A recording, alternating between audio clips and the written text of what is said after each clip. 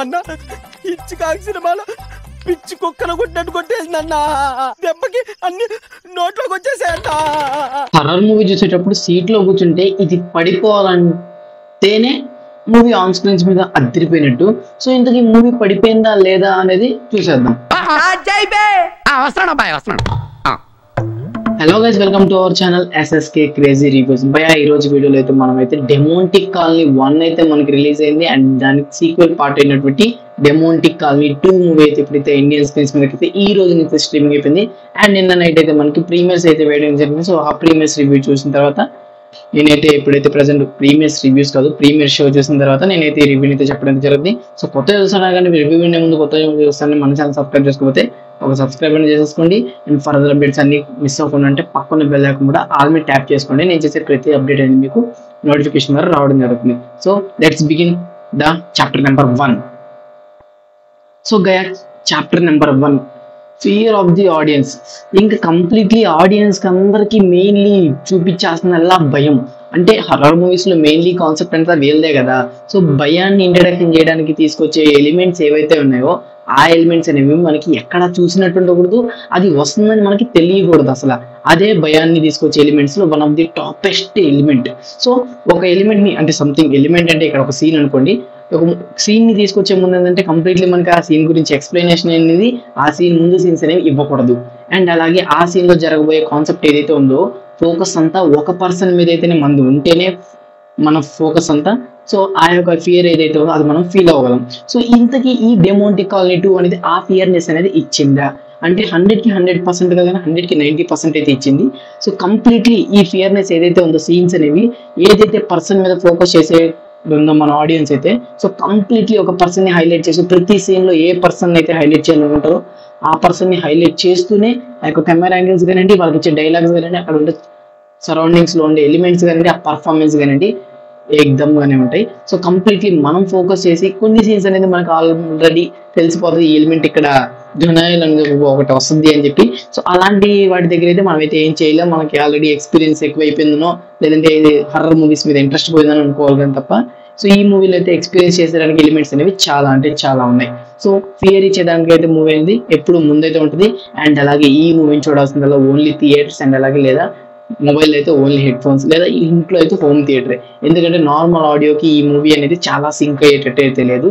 So ఎవరైతే audio experience కూడా enjoy చేస్తూ మూవీని అయితే చూస్తారో వాళ్ళకి నేను చెప్పే మంచి ఎక్స్పీరియన్స్ అనేది వస్తుంది. So number chapter 2.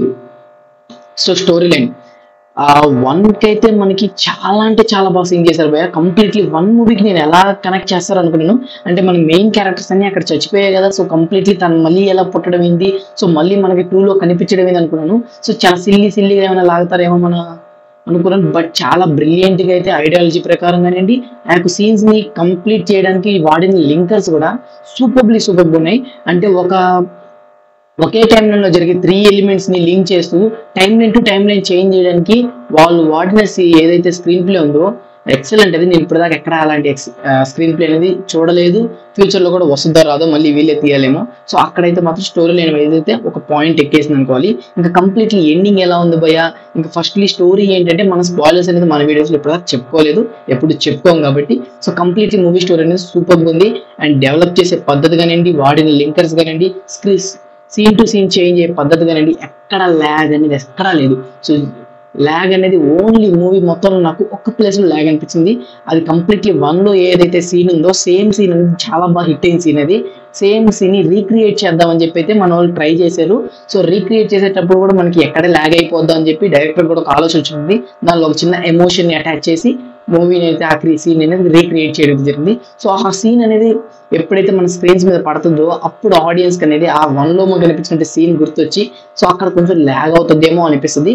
బట్ అలా టక ఎమోషనల్ టచ్ చేస్తూ సీన్ ఎండింగ్ లో కూడా మనకి ఫైనల్ టచ్ చేస్తూ సీన్ అనేది ఎండ్ అయ్యే జరిగిందంటే ఓకే సాటిస్ఫై అనే తీర్పు అయితే రావడం అయితే జరిగింది. సో స్టోరీ లైన్ వైజ్ అయితే సూపర్.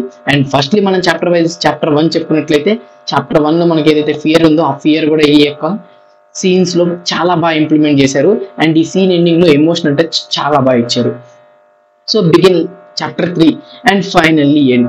ఇంకా ఫైనల్లీ ఎండింగ్ వచ్చేసరికి మూవీని దన వెళ్ళిపోతుంది. ఎక్కడ ల్యాగ్ అనేది ఉండదు. అండ్ అలాగే ఎక్కడ మనకి క్యూరియాసిటీ ఉంటుంది కదా, క్యూరియాసిటీ ఇంచు కూడా తగ్గదు. నెక్స్ట్ ఏం జరగదు అనే క్యూరియాసిటీ ఇంకా పెంచుతూనే ఉంటుంది. సో కంప్లీట్లీ చూసినట్లయితే ఇక్కడ మనం ఎవరైతే మెయిన్ లీడ్ రోల్స్ అనుకుంటామో వాళ్ళే చచ్చిపోతుంటారు. సో ఇక్కడ మెయిన్ లీడ్ రోల్స్ వీళ్ళే పైకి తీసుకొస్తారేమో, ఎండింగ్ లో వీళ్ళే ముందుకు లాగుతారేమో అనుకునే వాళ్ళే ఇక్కడ కిందకి పడిపోయి ఉండేసరికి ఈ మూవీ అనేది ఇక్కడ కాదు భయ్యా, ఇంకా పార్ట్ 3కి వెళ్తుంది అని చెప్పి ఒక థింకింగ్ అనేది మనకి స్టార్ట్ అయిపోద్ది. సో ఆ థింకింగ్ లో స్టార్ట్ చేస్తేనే సో మనకి ఎండింగ్ వచ్చేస్తాం. సో ఎండింగ్ లో చూసినట్లయితే చాలా అంటే చాలా స్లోగా స్టార్ట్ అవుతుంది ఎండింగ్ ఫైట్ అనేది.